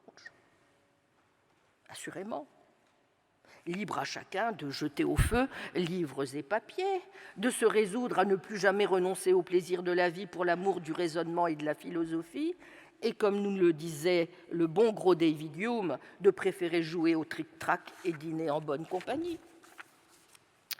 Mais si l'on veut éviter ce type de scepticisme éthiquement irresponsable, et pourtant aujourd'hui si présent, sans doute convient-il alors de privilégier une forme ou une autre de conciliation. Mais alors, sur quelle base? Eh bien, je crois assurément, en continuant à prôner simultanément, comme l'ont toujours fait ou presque les philosophes des Lumières, l'exigence de vérité et les vertus épistémiques ou intellectuelles et éthiques d'humilité, d'écoute, de respect de l'opinion d'autrui. On s'aperçoit d'ailleurs que de telles recommandations sont souvent parfaitement inutiles. Les pouvoirs de manipulation sont certes immenses, mais nous savons aussi, et mieux qu'on ne le pense, rester d'instinct assez prudent, faire le tri entre les vrais et les faux témoignages, repérer les donneurs de leçons, les faux experts, en un mot, les abus d'autorité, de quelque nature qu'ils soient et d'où qu'ils proviennent. Nous savons ou percevons naturellement aussi que tous les jugements de valeur ne se valent pas, qu'il est possible, sinon de les justifier, à tout le moins de les évaluer, en commençant par contester, plutôt qu'on ne le fait encore, les fausses dichotomies entre science et non-science, la réduction positiviste de toute connaissance à la seule connaissance scientifique, et l'étanchéité supposée entre faits et valeurs. C'est donc à cet instinct qu'il faut toujours commencer par se fier, et c'est du reste ce qui rend parfois un peu ridicule les conseils que prétendrait vouloir donner quelque comité d'éthique que ce soit. Mais cela ne signifie pas davantage qu'on ne puisse pas faire mieux que préconiser une réconciliation qui ferait reposer le consensus des hommes sur la seule réunion ou unité des cœurs. Aussi respectable soit-elle, on sait aussi qu'une telle attitude ne convaincra jamais que ceux qui sont au fond déjà convaincus, ou qui ont décidé parfois, par altruisme ou par simple civisme, de l'être. Au demeurant, il est vain de chercher à organiser ou à mathématiser l'âme. Comme le rappelait Robert Musil, elle sait fort bien prendre soin d'elle-même. En revanche, nous pouvons, nous devons même nous employer à réorganiser l'esprit. C'est à cela du reste, et uniquement à cela, que sert l'école. Parier sur la vérité et sur la connaissance objective est une entreprise de longue haleine, souvent périlleuse, et dont on n'est jamais certain qu'elle sera couronnée de succès. Mais c'est une exigence éthique qui donne à la connaissance sa réelle valeur sociale. Être guidé par elle ne suffit certainement pas. Il faut la concrétiser par une recherche inlassable des critères les plus rationnellement acceptables, mais aussi par une instruction, dirais-je, plutôt que par une éducation, de nos facultés tant affectives qu'intellectives. Ce pourquoi, du reste, notre attention doit se porter sur l'éducation scientifique, certes, mais aussi sur l'éducation artistique. C'est à l'éducation de cette sensibilité au vrai qu'il nous faut œuvrer, qui, à défaut de nous donner des certitudes totales ou définitives, saura nous mieux mettre en accord avec la réalité, avec le monde et la société tels qu'ils se donnent à tous, et pas seulement à nous, ou tels que nous voudrions qu'ils soient. C'est le seul moyen de fixer nos croyances et donc de nous disposer vraiment à agir, ainsi que nous l'ont appris les représentants des Lumières. Et il n'est pas d'autre choix possible non plus, si nous voulons pouvoir surmonter le risque toujours présent du fanatisme et de l'obscurantisme.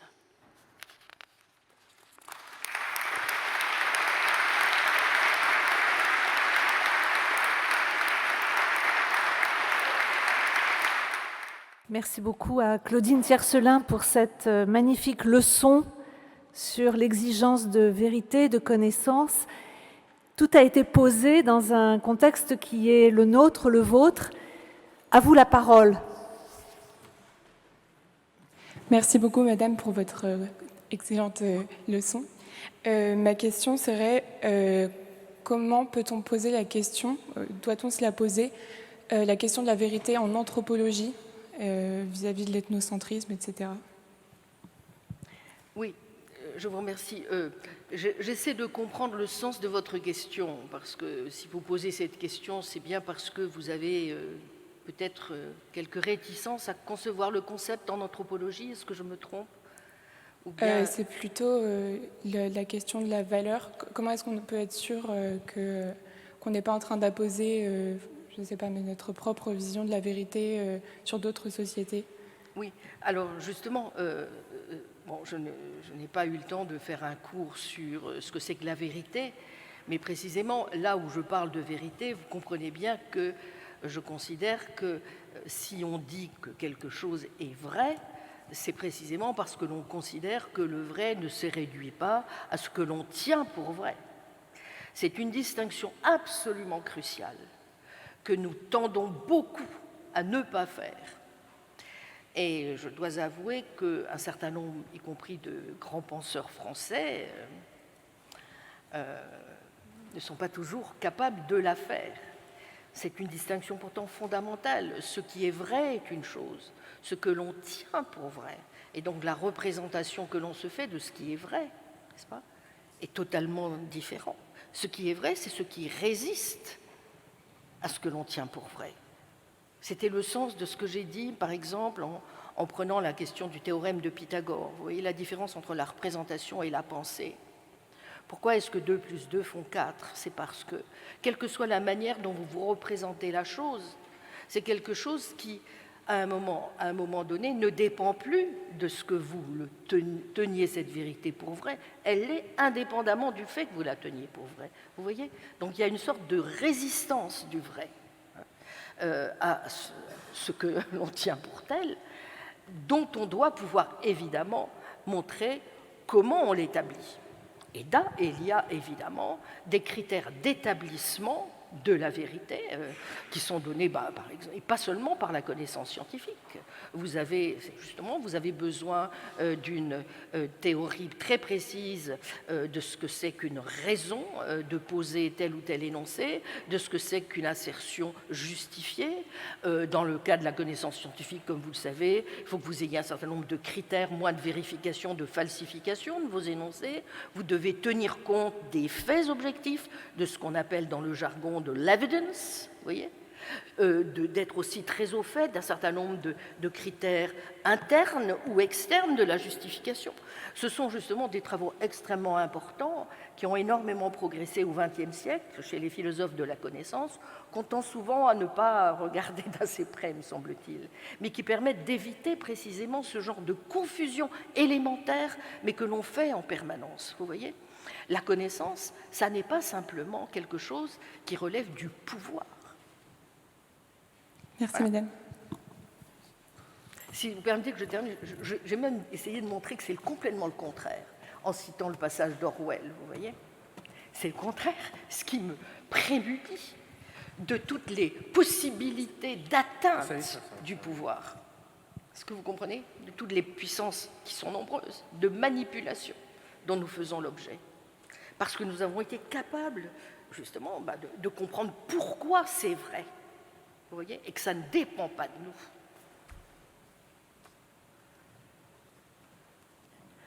Bonjour Madame, merci pour cette conférence. J'aimerais vous demander, est-ce que, on a beaucoup parlé de la pensée en elle-même, mais est-ce que l'absence de pensée, est-ce qu'elle ne pourrait pas être une forme de liberté et de libération face aux tourments en apportant une paix intérieure et un vide dans l'esprit ? Bien, alors si je comprends, j'espère ne pas me tromper, vous me direz si je me trompe. Si je comprends votre question, je pense que ce sur quoi vous souhaitez mettre l'accent, c'est sur le fait de ce qu'on appelle au fond une pensée qui serait beaucoup moins définie comme je l'ai fait, comme une pensée de l'ordre de la méditation. Est-ce que je me trompe ?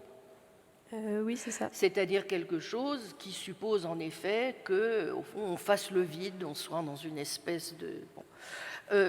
Lorsque j'ai parlé à la fin de l'exposé de l'ataraxie, de l'absence de trouble, vous voyez ? Oui. C'est un peu c'est pour ça que j'évoquais. Alors je sais qu'il y a une certaine tendance aujourd'hui, et ça a toujours été le cas dans l'histoire au moment où nous traversions des époques troublées, repensez à la période hellénistique, voyez, où en effet on est tenté de se replier sur soi et de considérer que le salut va venir précisément de ce que l'on fait le vide. Bon, alors faire le vide, arriver à l'absence de trouble, ça peut se faire par différents moyens. Il y a des gens qui font un argent extraordinaire en ce moment pour y parvenir. Il y a des coachs. Bon, je préfère ne pas m'appesantir. Voilà, vous voyez ? Bon, alors, il ne s'agit pas pour moi de contester l'efficacité de ce genre de démarche. Après tout, pourquoi chacun a le droit, s'il le veut, de payer un coach, de pratiquer la méditation, ou je ne sais plus comment ça s'appelle, là, mais enfin bon, d'aller voir une cartomancienne, ou de s'envoyer en l'air en fumant telle ou telle substance, etc. Pourquoi pas? Vous comprenez bien que ce que j'ai essayé de dire ici, c'est qu'en réalité, ce qui est constitutif de notre humanité, et à quoi, en un sens, on ne peut pas échapper, sauf si on veut vivre, en effet, comme un légume, ou même pas comme un légume, enfin bon, je sais pas, comme un caillou. On ne peut pas ne pas penser. Donc la méditation, c'est bien. Le problème, c'est que c'est même pas sûr que ce soit si facile que ça. Vous voyez? Je ne sais pas si j'ai répondu à votre question. Mais l'absence de trouble, pourquoi pas? J'ai du mal à croire qu'on y parvienne longtemps. Oui, bonjour madame, j'avais une question. Si la liberté de penser doit prendre place dans une sphère publique autour d'un partage avec autrui, est-ce que nous faisons face alors à peut-être une difficulté essentielle dans la mesure où le langage qui est constitué de mots finis ne peut pas traduire parfaitement toutes les nuances infinies de nos pensées? Oui, je vous remercie. En réalité, je ne crois pas à cette fable. D'accord. Pas plus que je ne crois aux fameuses ineffables, etc. Je pense, c'est quelque chose que Noam Chomsky d'ailleurs avait superbement montré, mais même avant lui, Descartes ou Géraud de Cordemoy au XVIIe siècle, qui s'étonnait de ce qu'avec un nombre si petit de mots, on arrive à développer un éventail de pensées absolument extraordinaire. Vous voyez, c'est qu'en fait, avec si peu de choses, on exprime quantité de choses. En revanche, je pense que ce sur quoi vous mettez l'accent, et c'est aussi quelque chose, vous voyez, que j'ai voulu souligner, c'est que très souvent, ce n'est pas du tout l'impuissance du langage à exprimer la pensée qui est en cause. C'est plutôt l'insuffisante maîtrise que nous avons du langage lui-même, qui fait que nous sommes un peu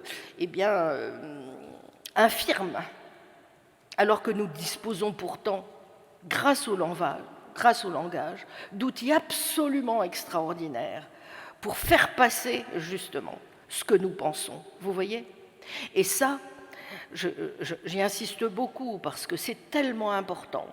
L'éducation du langage, le fait d'apprendre à bien parler sa langue, vous voyez, de choisir ses mots, son vocabulaire. Vous voyez, il faut quasiment, presque tous les jours, il faut lire une page du Littré, enfin, ou une page de Chateaubriand, comme vous préférez. Bonjour madame, merci beaucoup pour vos mots. Ma question porterait sur la notion de raison dans la liberté de penser. Oui. La raison serait-elle une nécessité qui engendrerait un choix, mais un choix qui entraînerait donc un jugement de valeur de la raison même, mais donc aussi de la liberté qu'elle recherche?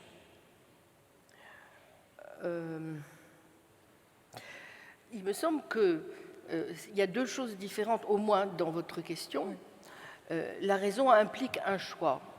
Bon, vous avez noté que j'ai eu quand même une conception extrêmement, j'espère en tout cas, nuancée et complexe de ce que je mets sous le mot raison, n'est-ce pas? Bon.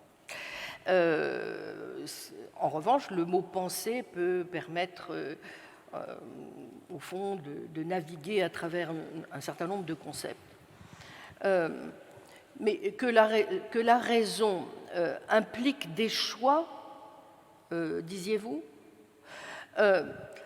Oui, mais vous voyez, c'est assurément.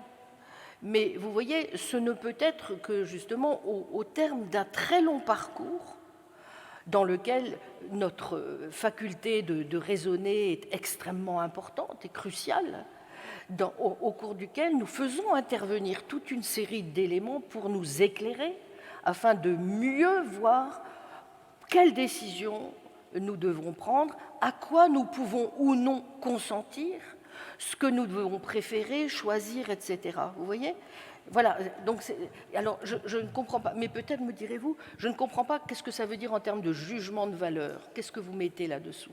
C'était par rapport à la nécessité dans la raison qui peut être vue comme une nécessité, c'est-à-dire que pour la liberté, on va la rechercher parce qu'on en aura besoin, mais aussi parce que c'est une volonté qui justement s'affranchit de cette nécessité. On la possède déjà, mais on va vouloir l'approfondir. Oui. Et du coup, on va porter un jugement qui sera donc une valeur sur cette liberté qui va être autre et différente de celle qu'on aurait déjà pu posséder. Oui, alors si je ne m'abuse, vous me direz si je me trompe, est-ce que vous faites référence là à des questions très classiques qui ont trait précisément aux relations entre ce qu'on appelle le libre arbitre et le déterminisme, et à des questions telles que les pose par exemple Leibniz sur la raison nécessitante ou la raison qui permet malgré tout, même si vous actez le fait que vous êtes dans un univers déterministe, ou la raison nécessitante ou qui vous incline d'un côté ou de l'autre. Est-ce que c'est à ça que vous faites référence, à ça que vous pensez? Oui, tout à fait. Je voudrais être sûre de ne pas me méprendre sur le sens de votre question. C'est tout à fait. J'aimerais bien que vous m'éclairiez, s'il vous plaît. Voilà, c'est ça? Bon. Et pour vous, quel serait... Ce que j'aimerais plutôt, c'est vous entendre, vous. Comment est-ce que vous régleriez la question, la difficulté? Il y a une difficulté, effectivement, qui est celle dont j'ai parlé au début, mais qui tient justement à la question de savoir si notre libre arbitre est réel ou pas. Je me permets de vous indiquer, j'ai fait un colloque il y a 3 ans, je crois, au Collège de France sur le libre arbitre. Vous pouvez trouver sur le site de ma chaire toutes les communications et les vidéos, si ça vous intéresse. C'est effectivement un sujet très difficile et sur lequel il y a d'ailleurs des réflexions importantes qui sont faites aujourd'hui. Mais c'est vrai que c'est une question. Est-ce que finalement Spinoza pensait que c'était une illusion, n'est-ce pas? Bon.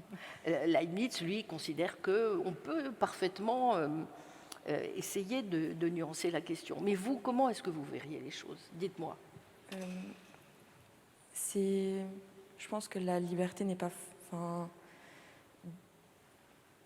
dans différentes caractéristiques, quand elle va être véritablement définie avec de différentes manières, je ne la vois pas comme une nécessité. C'est plus comme pas une surface, mais des rajouts, des additions. Oui. Et ça serait plutôt la source de justement ce questionnement et la source qui permettrait de rajouter et de s'augmenter en fait. Mais je ne l'ai pas encore trouvé, donc... Oui. Mais vous êtes sur la bonne voie. Oui, je ne sais pas, c'est une question très très difficile. Mais ce que j'ai essayé de dire, par exemple, parlons bien trop rapidement de la théorie de la liberté, par exemple, du philosophe contemporain que nous venons d'accueillir comme correspondant d'ailleurs à l'Institut, Philippe Petit, sur la liberté comme non-interférence, vous voyez, qu'il distingue de la liberté comme non-domination. C'est un petit peu ça, c'est-à-dire que d'une certaine manière, nous ne pouvons pas éviter certaines interférences à notre liberté, tout simplement parce que la liberté suppose un minimum de limitation, vous voyez.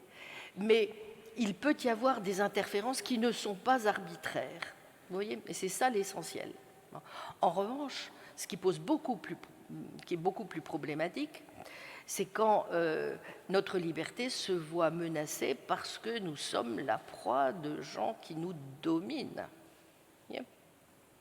Ça, et qui nous manipulent, etc. Et donc, les abus de pouvoir, ça existe, n'est-ce pas? Et ce que j'ai essayé de vous dire, c'est que la meilleure manière de se prémunir des abus de pouvoir et de la domination de tel ou tel sur nous, c'est justement la résistance que nous offre, vous voyez, notre capacité de justifier, de raisonner, d'argumenter, et pas seulement de débattre, vous voyez, ou de converser. Je crois qu'il faut être beaucoup plus conquérant. Et la situation démocratique impose que nous soyons très armés sur le plan des arguments, et des faits que nous invoquons, des justifications que nous donnons à nos assertions, et des justifications aussi que nous devons demander aux autorités qui nous gouvernent. Nous devons leur demander des comptes. Tu me dis ça, mais j'aimerais être sûre que c'est bien justifié. Voilà, c'est l'exercice normal de la vie démocratique, n'est-ce pas? La justification, elle doit se faire dans les deux sens, hein, de celui qui est le citoyen et du pouvoir auquel le citoyen consent à obéir. Vous voyez? C'est pour ça que c'est important, cette idée d'un espace des raisons. C'est réciproque, vous voyez? Bonjour madame. Oui. Merci de nous avoir partagé votre savoir. Et je voudrais poser une question. De ce que j'ai compris, le savoir et la connaissance, ce serait une façon d'acquérir la liberté. Et alors, est-ce que le savoir, ce serait un droit ou ce serait plutôt un devoir de l'acquérir?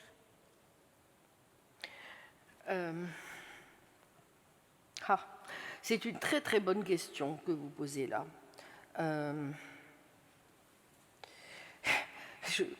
C'est vraiment les deux, quoi. Bon. Alors, je veux dire que, mais il est évident que ça ne peut devenir un devoir que si c'est un droit, que tout le monde a en partage. Vous comprenez? Vous ne pouvez pas reprocher à un ignorant son ignorance si on n'a pas mis à sa disposition les instruments nécessaires pour qu'il sorte de cet état d'ignorance. Que vous comprenez? Voilà, et c'est pour ça qu'il est tellement important que l'école soit obligatoire, certes, mais aussi parce qu'obligatoire, eh bien, publique et gratuite. Vous voyez? Mais à partir du moment où l'école est gratuite et où l'école est le lieu par excellence qui vous permet justement de sortir de l'état d'ignorance, de vaincre vos préjugés, vos superstitions, etc. Alors, à un moment donné, comme j'ai essayé de le dire, je pense que notre obligation, pas seulement à titre individuel, mais à titre aussi de citoyen, eh bien, c'est de nous instruire, de continuer à nous instruire. Et cette obligation me paraît tellement importante aujourd'hui qu'il me semble qu'un des vices de l'époque, je crois vraiment, c'est une sorte, c'est ce que disait souvent mon maître Jacques Bouvresse, une forme d'insensibilité au vrai. Vous voyez ? Voilà. Et ce qui explique d'ailleurs qu'on a pu le voir à l'œuvre dans tout ce qu'on a appelé les phénomènes de fake news, de faits alternatifs, de bullshit, vous voyez ? Voilà. On en a vu des illustrations parfaitement claires ces dernières années dans le monde. Le fait que non seulement on soit insensible au vrai, mais qu'on se fiche pas mal, non seulement de la vérité, mais du fait que ce qu'on dise soit faux. La différence même entre, si vous voulez, ce qui est vrai ou ce qui est faux n'importe plus. Voire on se glorifie d'être dans les faits alternatifs, dans le bullshit et dans le mensonge. Alors là, à partir du moment où on assiste à des phénomènes tels que cela, en effet, il est urgent de résister. Et l'attitude pyrrhonienne qui consisterait à dire « Ah bah oui, mais finalement, on ne peut jamais savoir si c'est vrai ou si c'est faux, donc après tout, on suspend notre jugement », je pense que nous ne pouvons, il est irresponsable de la tenir. Mais ça, c'est ma propre position. Bonjour, je suis là, ici. Oui. Désolée. Lorsque nous mentons, nous cachons volontairement la vérité. Et lorsque nous doutons, nous considérons que, si l'on part de la pensée de Descartes, que tout est faux, mis à part notre conscience elle-même. Ces deux principes sont étroitement liés. Alors pourquoi considérez-vous le doute comme moins naturel que le fait de mentir? Alors, je vous remercie. Ce que j'ai essayé de faire comprendre, quand je dis que Descartes fait comme si douter était aussi facile que mentir, la formule est de Charles Peirce, qui critique justement le doute radical cartésien parce qu'il a analysé de très très près justement ce que j'ai appelé les mécanismes de la croyance. Vous voyez, je ne parle pas seulement de la croyance religieuse ou politique, n'est-ce pas, mais de la croyance, c'est-à-dire de l'opinion que vous tenez, la doxa, sur quelque chose, de l'idée que vous vous faites de quelque chose. Hein. Vous croyez qu'il y a une table en face de vous, par exemple. Vous voyez, bon.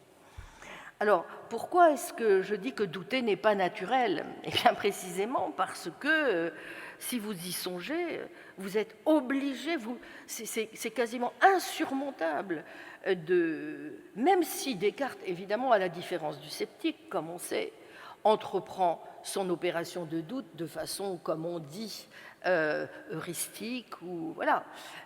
Il n'empêche, vous voyez, même concevoir qu'il puisse y avoir une mise entre parenthèses, fût-elle provisoire, de toutes nos croyances. Et il montre bien à quel point c'est d'ailleurs difficile et quasiment mission impossible. C'est peut-être s'illusionner sur quelque chose qui est très important et sur laquelle justement des auteurs comme Peirce et Wittgenstein ont mis l'accent. C'est-à-dire que pendant des siècles, on s'est surtout interrogé en philosophie sur les conditions de possibilité de la connaissance. Mais on s'est assez peu interrogé, en fond, sur les conditions de possibilité du doute lui-même. Or, réfléchissez, là je suis là, vous voyez, vous êtes là assis sur votre chaise.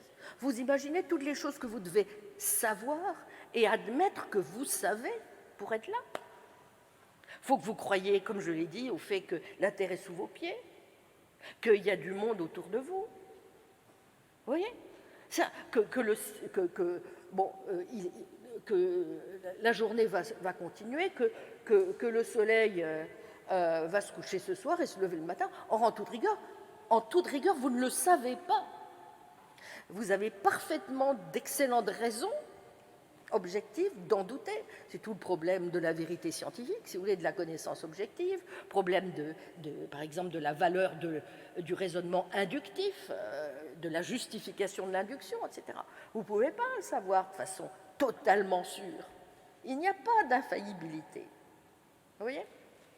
Et supposer que vous puissiez douter de tout, c'est quelque chose, tout simplement, qui est réellement artificiel.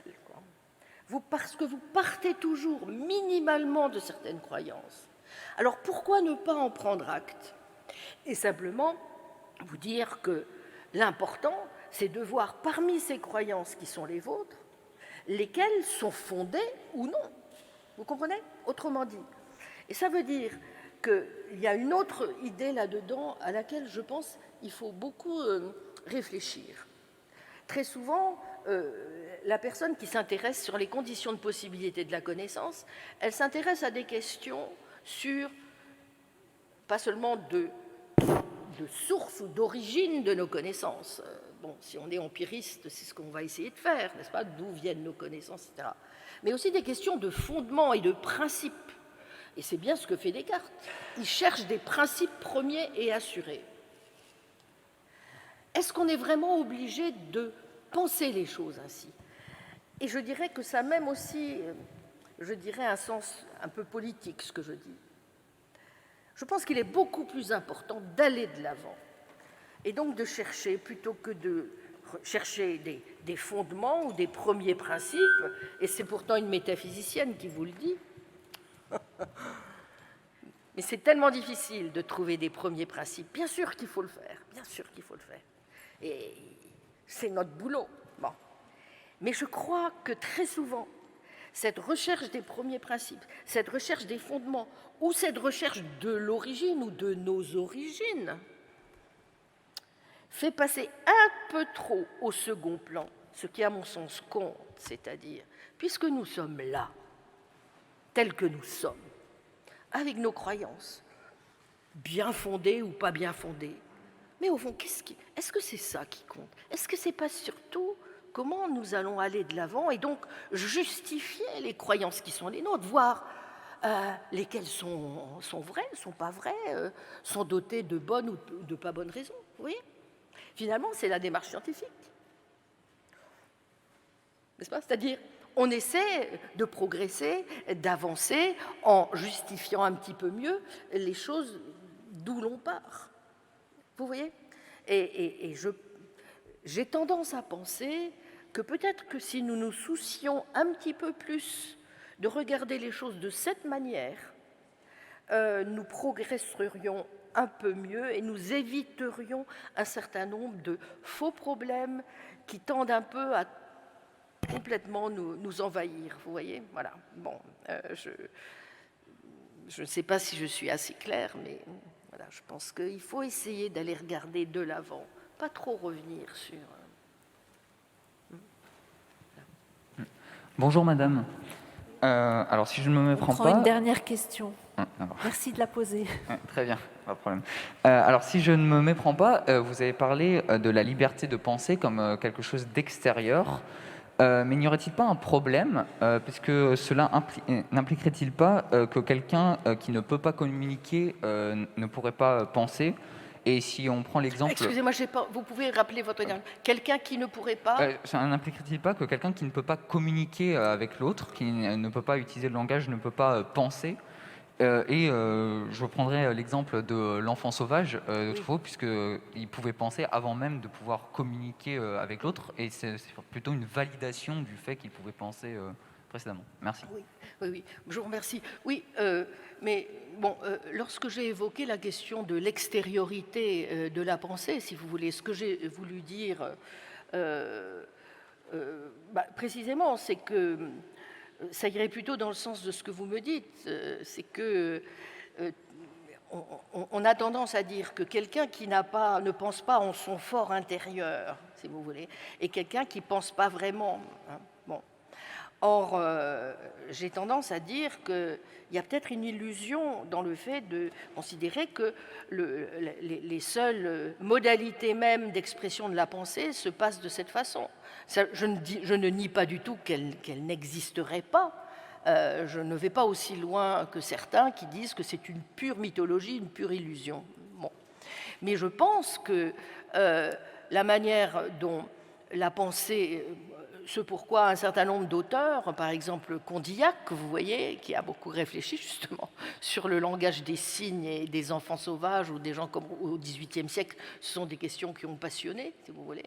Et c'est de voir comment, alors même que l'on est en présence d'individus qui ne maîtriseraient pas le langage ordinaire, mais seraient capables de se servir de gestes, vous voyez, d'avoir toute une gestuelle, une façon de communiquer par le langage des signes, mais aussi des gestes, n'est-ce pas, des mimiques, pourraient parfaitement entrer en relation avec leurs congénères. Donc, vous voyez, j'espère que vous ne m'avez pas mal comprise. Je n'ai pas du tout dit que la seule maîtrise nécessaire de la pensée était l'usage du langage au sens propositionnel du terme. Mais beaucoup plus généralement, j'ai d'ailleurs consacré mon cours de cette année au Collège de France à cette question, à tout l'arsenal sémiotique dont nous disposons, qui dépasse amplement justement le langage propositionnel, vous voyez, et qui consiste en la façon dont nous réussissons éventuellement à manipuler des signes de toutes sortes, vous voyez, des gestuels. Je ne sais pas si j'ai répondu à votre préoccupation. Merci beaucoup et à bientôt. Merci à vous.